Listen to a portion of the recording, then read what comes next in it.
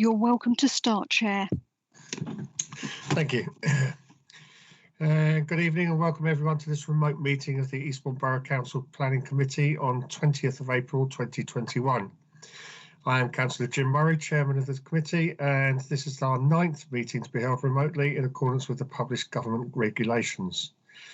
For those participating in the meeting or watching on live stream, please bear with us if we have any technical difficulties. Before we start the agenda, I would just like to begin the meeting with a short period of silence in memory of His Royal Highness the Prince Philip, Duke of Edinburgh, who passed away on Friday the 9th of April 2021. Our thoughts are with the royal family and we pass on our condolences to them. We will now observe a short period of silence.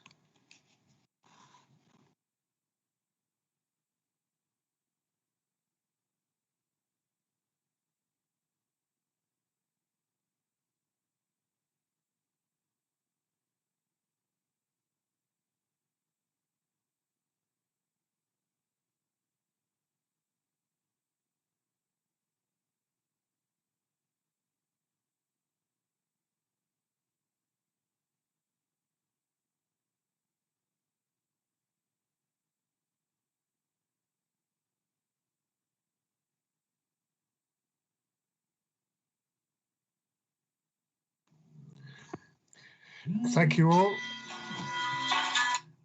Sorry, apologies for that. Thank you all. I will now take agenda items 1 to 3 together: instructions, attendance and substitutes, and declarations of interest. Can I now ask my fellow committee members to introduce themselves to listeners via a roll call? This is to be done in alphabetical order in accordance with the published agenda, and I will ask each to confirm their full name and if they are acting as a substitute and whether or not they wish to make a declaration of interest in an item of the agenda. Before I do so, I can confirm that we have had apologies from Councillor Colin Murdoch, who is substituted by Councillor Paul Metcalfe, MBE. Roll call. Councillor Peter Diplock. Thank you, Chair, and good evening, everyone. Councillor Peter Diplock from Old Town. I have no interest to declare. Thank you. Thank you. Councillor Lamb. Good evening, everyone. Councillor Jane Lamb, Meads Ward. I have no declarations of interest. Thank you. Councillor Maxted. Thank you, Chair. Good evening, everyone. Councillor Robin Maxted, Upperton Ward. I have no interests to declare. Thank you. Councillor Metcalfe. Good evening, everyone. Councillor Paul Metcalfe, Sovereign Ward, and I'm substituting for Councillor Murdoch this evening, and I have no disposable pecuniary interest to declare on tonight's agenda. Thank you. Councillor Mia. Good evening. Thank you, Chair. I'm Councillor Mia of Langley Ward, and I have no interest to declare. Thank you. Thank you. Councillor Taylor. Good evening, Mr. Chairman. My name is Councillor Barry Taylor. I represent Meads and I have no interest to declare. Thank you. Councillor Vaughan. Good evening. Thank you, Chair. I am Councillor Candy Vaughan of Langley Ward and I have no interests to declare. Thank you. As the Chair, I also have no interest to declare either. Also joining us are the officers, Mr. Lee Palmer, Interim Head of Planning. I believe that's actually Head of Planning now, isn't it? Neil Collins, Specialist Advisor for Planning, and Mrs. Helen Monaghan, Planning Lawyer, who are in attendance to present the reports and to respond to any questions from the members. Democratic Services Officer Emily Horn is also in attendance, and other Democratic Service Officers are assisting in the background of this meeting. Please can I ask all participants to ensure that their microphones have been muted when not speaking, and if you have any connectivity issues you may find it will help if you turn off your camera when not speaking. All participants are reminded to not take calls on their mobile phones during the course of the meeting.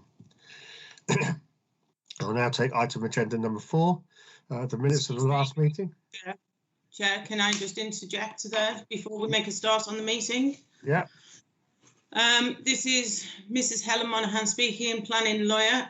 Could I ask Councillor Metcalfe to confirm he has no personal interests in any matters on the agenda?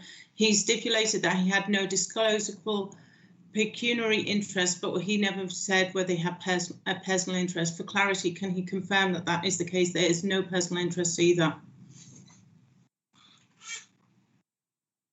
Thank you, Helen. It's Councillor Paul Metcalfe, and no, I do not have any interest to declare. Thank you. Thank you, Helen. So we have the minutes of the last meeting. I'm going to assume that everything is okay unless somebody says something. So if it's silent, I will assume that I can sign the minutes. So anybody want to say anything? I can see no hands, so I'll take it that we are all in agreement unless somebody speaks now. The minutes have been approved. No urgent items, I believe. Now, to ensure that all parties are clear as to the Council's constitution, the committee is not in a position to accept any new additional documentation sent to us electronically today, although previously submitted documents will be referred to as part of the officer's representation where appropriate. For those unfamiliar with the procedure of planning applications, first there is a presentation by the planning officers. Then we would normally hear public speakers. However, live public speaking has temporarily been suspended during remote meetings. And instead, public speakers have been invited to send in speeches, which will be read by an officer. Any received will be heard in this order. Up to one speech from objectors, a maximum of 3 minutes. Up to one speech from supporters, a maximum of 3 minutes. And up to one speech from a ward member, a maximum of 3 minutes. The committee is then invited to discuss the application and will ask members to raise their hands if they wish to speak. Can all councillors, officers and participants please clearly state their name each time they speak so that it's clear to the members of the public listening who is speaking. Once all of the committee members who wish to speak on an application have done so, I will ask if there is a proposer and a seconder for the officer's recommendation. If so, we will then move to a vote. If the officer's recommendation is lost, I will ask for an alternative proposal. I'll ask the proposer to state the planning reasons for their proposal and ask whether we have a seconder. If necessary, I will ask. If necessary, I will seek officer advice on the reasons given and to provide the proposer the chance to respond and confirm their proposal. If this is seconded, we will then vote on that item. To vote, I will call the name of each committee member present in alphabetical order. Please clearly state whether you are for, against, or abstaining from voting. Members must not leave the room during the live meeting. It is essential that members are present for the entire presentation and discussion of the application to be able to vote on that item. If a member very briefly loses their internet connection, this may not disqualify them from voting on that item, provided they seek clarification as to anything they may have missed as soon as possible after they have reconnected. So if you lose connection for a few seconds, we will allow you to sort of get back online and we will recap on what we talked about. If we lose you for more than sort of 2 or 3 minutes, then we will probably exclude you from the rest of the discussion and you will not be allowed to vote.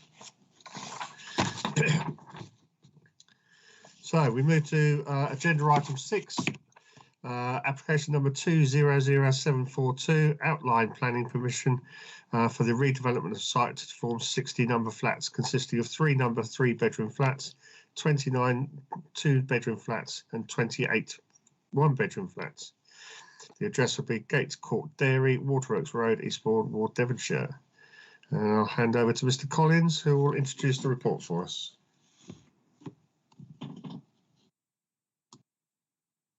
Thanks, Chair. Senior Specialist Advisor within Planning, Neil Collins speaking. I'm going to take you through this presentation. It's for the Gate Court Dairy, Waterworks Road. Some members are probably likely to know this site as Gate Court Dairy. It's also been referred to in the past as Unigate Dairy, or more recently Milk and More.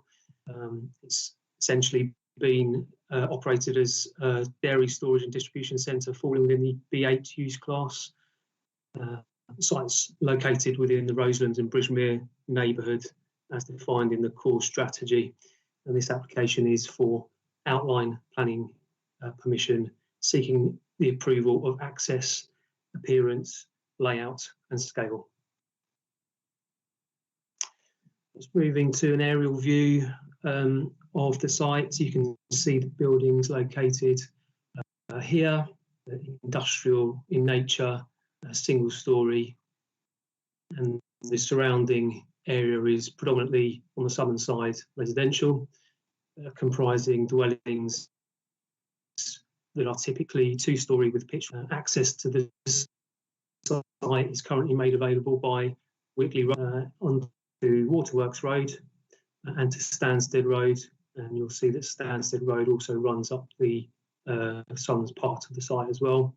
There are three accesses currently into the site around the site from, you can see just here on the southern portion of the site, one here and one from Stansted Road. The application, extent of the application site is on the screen now. And as you can see, Waterworks Road, Stansted Road and Abbott's Close forming the frontages of the site. These cottage properties on Stansted Road also directly adjacent. There are waterworks, as the road suggests, just to the north, and further north of the site is other industrial accommodation. So turning to the proposal itself, this is, as I mentioned, outline planning permission. That is for the demolition of the existing buildings and redevelopment of the site to provide a total of 60 residential dwellings. And that's comprised of three bedroom flats, two 2-bedroom flats, and 229 2-bedroom flats and 28 1-bedroom flats. And they're arranged in the following ways. So there's 5 total blocks, so separate entrances, 5 blocks, but organised in 3 separate buildings. So blocks A, B, C, D, and E. Members are also drawn to the access that will be from Waterworks Road and the central parking area that would be provided for 38 spaces within the scheme, following communication and consultation with the Highways Authority.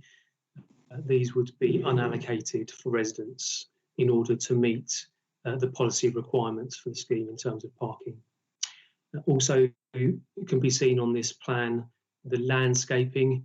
Although this has been shown, landscaping does form part of reserve matters. It's not being approved as part of this application, and we would seek further details on that as reserve matters. Also shown here are cycle storage, which has been amended as part of officer negotiations to improve its accommodation for cycle storage. Members' attention is also drawn to the access to the site, which would include pedestrian access and cycle access. And again, consideration has been given to the safety of this access onto Stansted Road in terms of cycles and pedestrians using that access.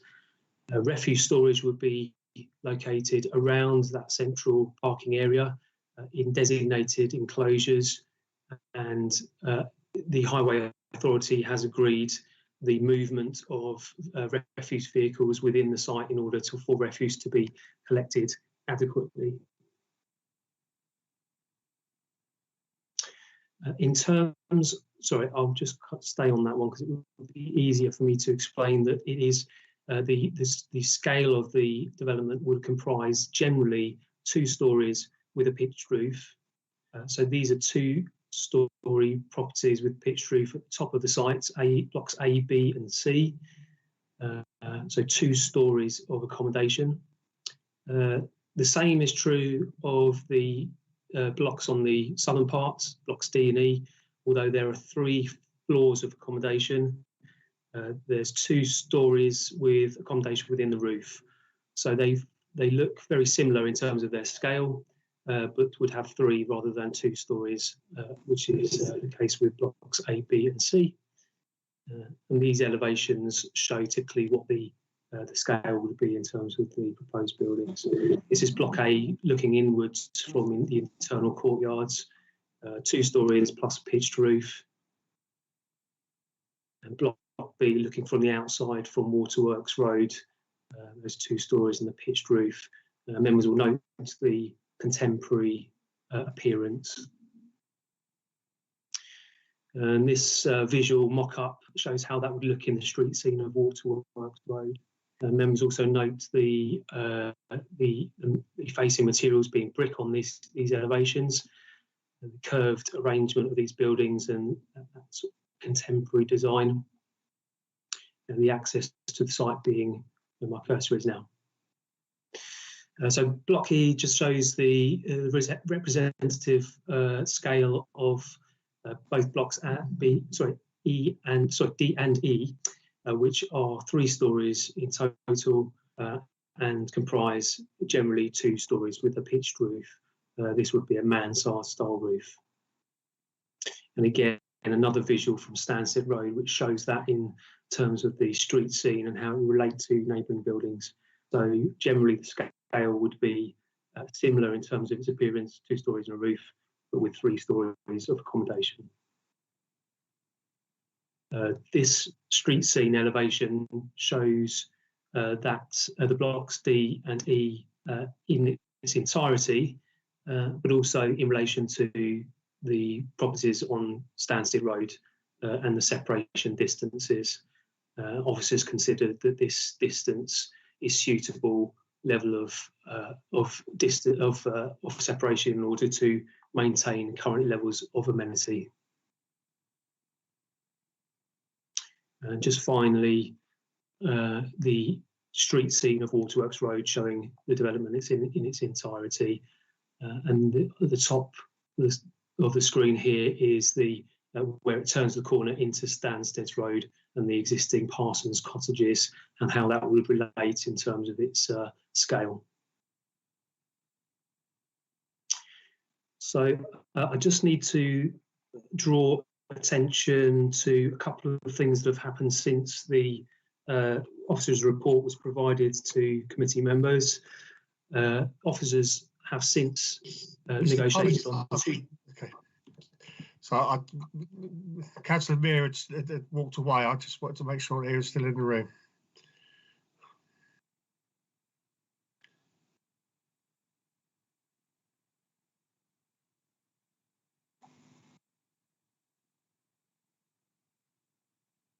You're muted, Councillor Meir. Can you hear me? We can now, yes. Yeah, I'm here. Yeah, you got up and walked away from the camera, Councillor Meir. I just picked up something here. Sorry. Thank you. Yeah, thanks. Please continue, Mr. Collins. Thanks. Sorry. No problem. So 2 additional changes to the scheme have been negotiated by officers since the committee report was provided to members. They include alterations to, or improvements, should I say, to the parking and transport issues.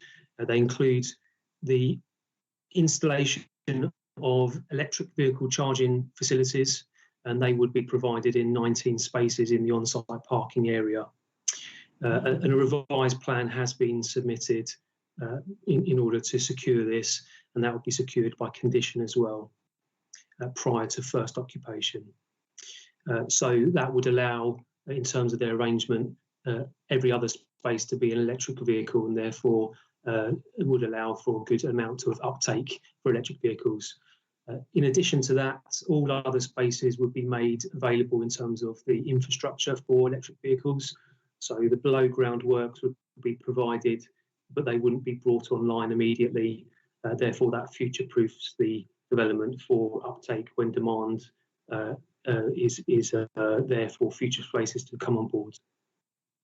The other amendments the other issue that's been negotiated by officers is a contribution to the provision of a car club. That would be provided on street, so a designated space with a car club vehicle provided for a designated period of time for occupants to have membership to for a period of time to be agreed within a Section 106 legal agreement. And moving on to the recommendation for this, I'll draw members' attention to paragraph 10.1 of the committee report, and that's just to correct an inaccuracy in that recommendation, which omits the section 106 agreement.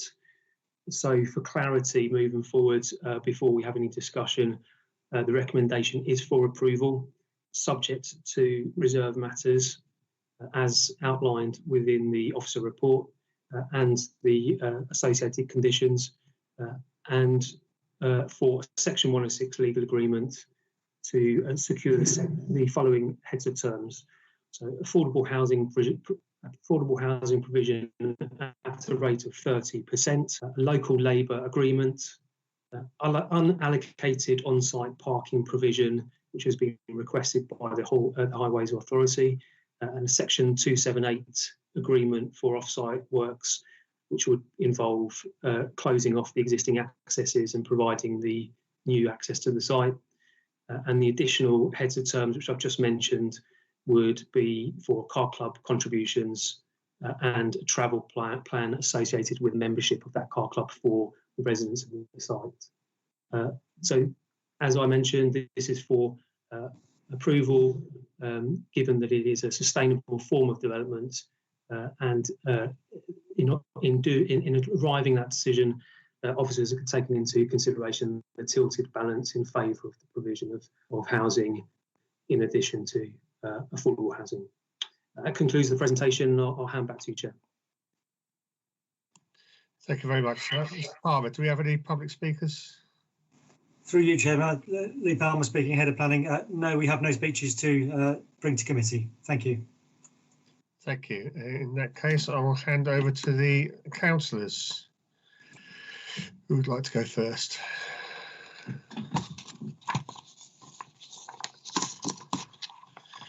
Councillor Taylor.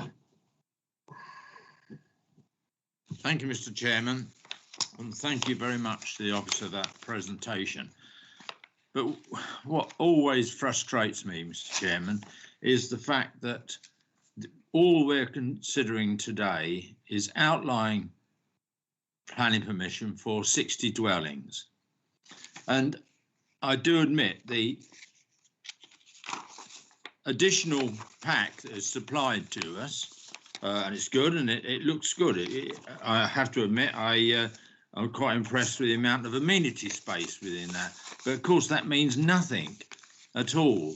And I get so disappointed that we're having an application again coming along for just outline for 60 houses, which could change dramatically in the future. So, but nevertheless, Mr. Chairman, I think the fact that 60 dwellings can go on that site is, from my point of view, quite acceptable.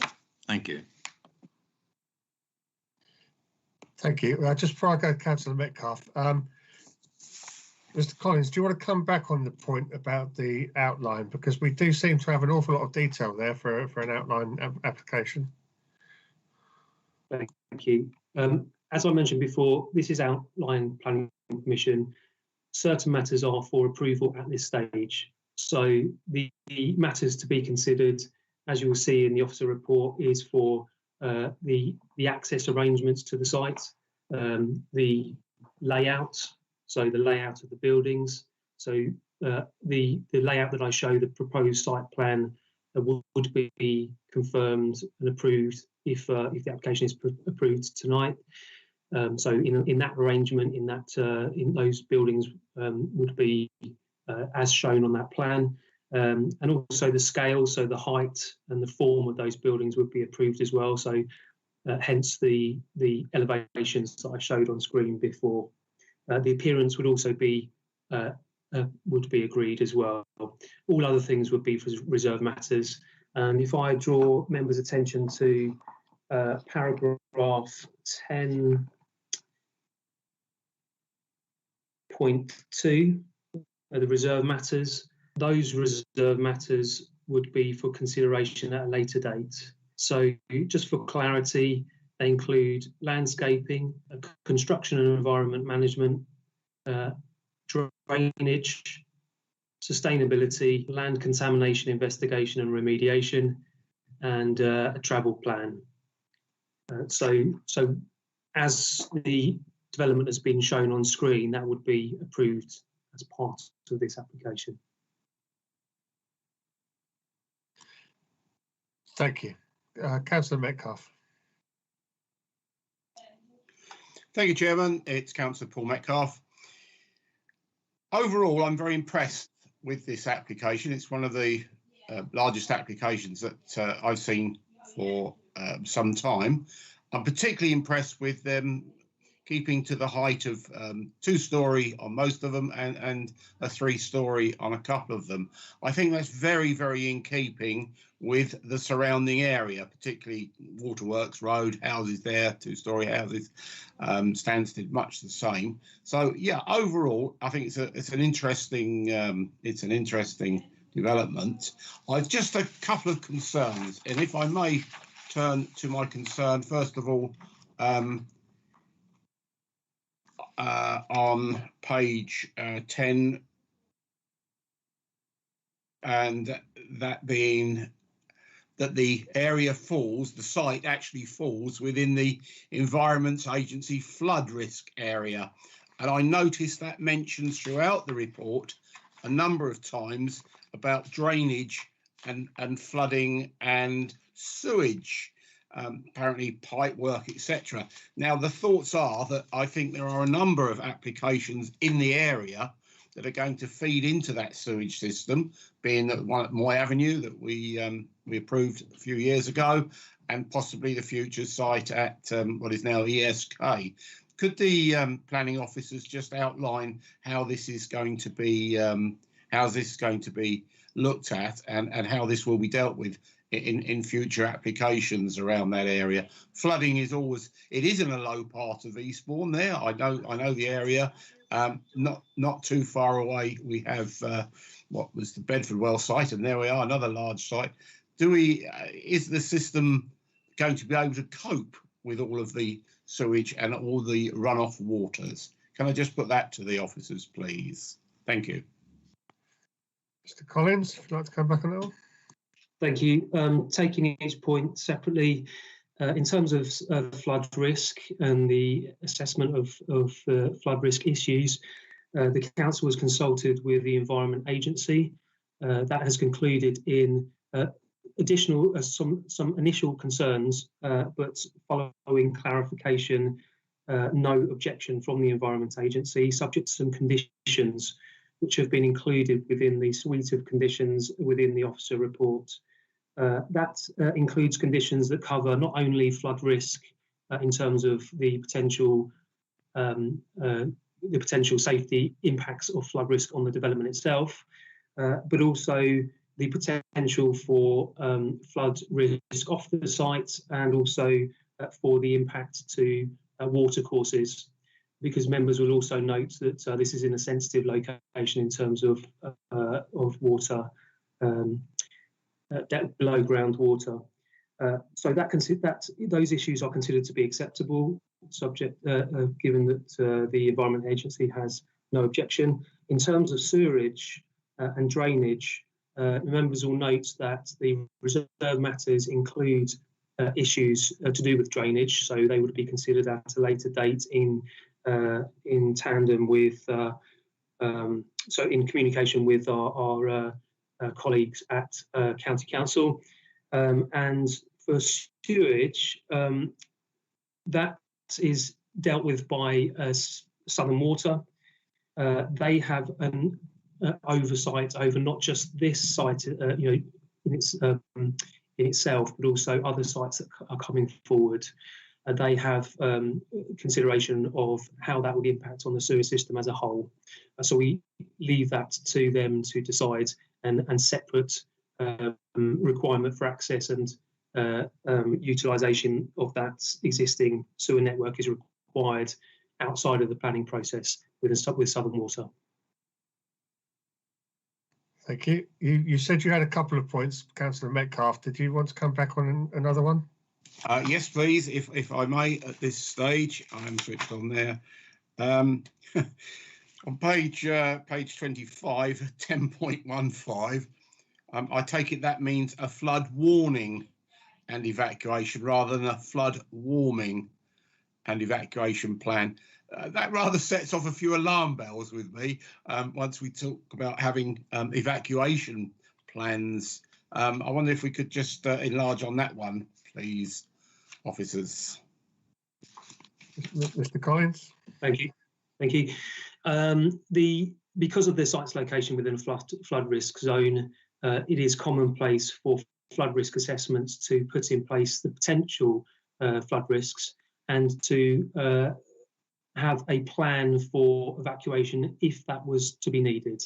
It is envisaged that that would be on exceptional circumstances. But as I'm sure everyone would agree that those things it's pertinent to have those things in place. It is a measure that the Environment Agency has asked the council to put in place. And as I said, it is commonplace for development within flood risk zones.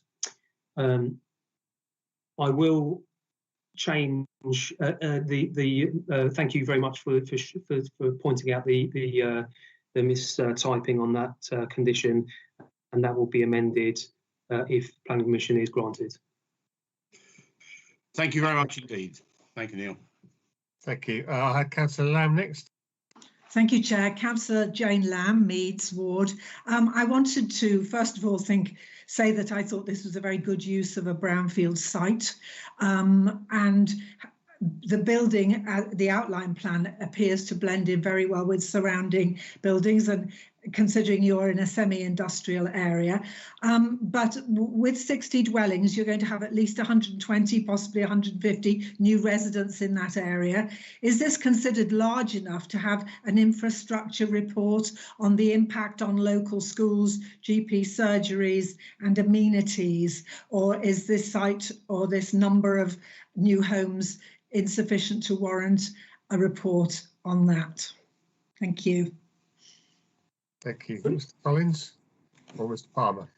Through you, Chair, Lee Palmer, Head of Planning. What normally happens in this sort of scenario is the county monitor all decisions that all authorities in East Sussex make and do their space planning infrastructure provision on the back of those consents. So this scheme in and of itself is too small for us to require a dedicated infrastructure report. But members be advised and rest assured that at a county level, they do have regard to all decisions that all councils in East Sussex make and make necessary the provision for all school places. Thank you. Thank you, Mr. Palmer. Thank you. Councillor Vaughan. Thank you, Chair. Councillor Vaughan, Langley Ward.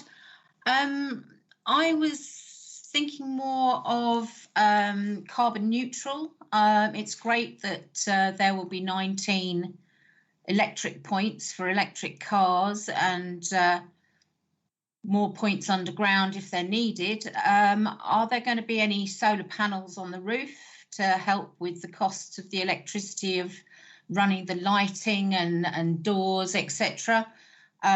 Will there be any greenery on the walls, living walls or anything like that? Is there anything that that we can get in so that it helps with our carbon neutral 2030? Thank you. Mr. Collins. In answer to the question about solar panels and green roofs, the answer at the moment is no, that they haven't been included. However, as per paragraph 10.2 of the officer report for the reserve matters that would be granted as part of this application, that would be sought in relation to this application, it includes sustainability. So we would expect to see information come forward involving the construction of the buildings, and particularly something of the nature of a fabric first approach, which would put the energy efficiency of the building first in terms of its construction. So improved values for thermal efficiency of the walls, windows, etc. That is considered to be an appropriate approach for sustainability and energy efficiency of buildings, but it would give scope for the other site-specific generation of renewable generation, such as solar panels, if that was required to meet energy demands. Thank you. So just to clarify, because this is outline planning permission, we're looking at the block and mass of the building. Is that appropriate for the area? If it's passed tonight, then the officers will then renegotiate with the owners to sort of make sure that we try and get the building as green as possible. Councillor Meir. Thank you, Chair. One of the questions was mine, but Councillor Vaughan has already asked. But the second one was that the entrance, as it was saying in Waterworks Road. Can we go back to the picture again, please? I wasn't quite confirmed about these a few pillars on one side where it's blocking. And if we can, not this one. Can I go back to the other picture, the where it shows the building and everything? No, it's the. That's right. It's on the left-hand side. If you look at the three pillars there, that's in the Waterworks Road, which is the I think end of Stansted Road, and it's going to be kept shut because as it shows here, I hope it's shut because it's very busy around the corner here, and that's why I'm quite worried about that. As long as it's kept shut. And the other thing is, as Councillor Vaughan has already mentioned, so I have nothing much against it. I really like the plan, and I hope it goes on. Thank you. Thank you, Mr. Collins. Keeping the road closed. Thank you. The closure of the road would be a decision for the Highway Authority to take. It doesn't form part of the considerations as part of this application. The legal agreement would secure Section 278 highway works outside of the sites in order to close off accesses, but it would be for the local authority to determine any other circulation or other considerations for traffic in the vicinity of the site. Thank you. Thank you. Councillor Maxted. Thank you, Chair.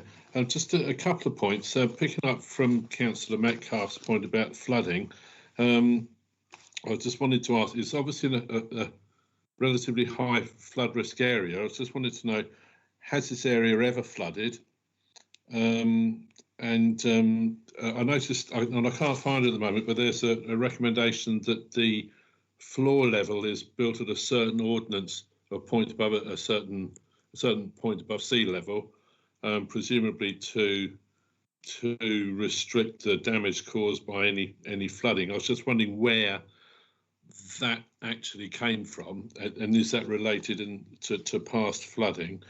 There was a lot of concern expressed by Southern Water in earlier points, but they seem to be relatively happy now with what the developers are proposing, because they did feel there was an increased risk of foul flooding due to the capacity of the main drains, I think, and they did request that the occupation of the site be phased just to see how that goes. I don't know whether that would still be a condition.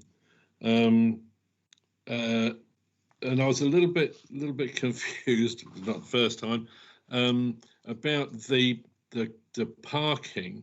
The highways were concerned about overspill into other areas, and I'm sure people in probably Abbott's Close are probably a little bit concerned about that.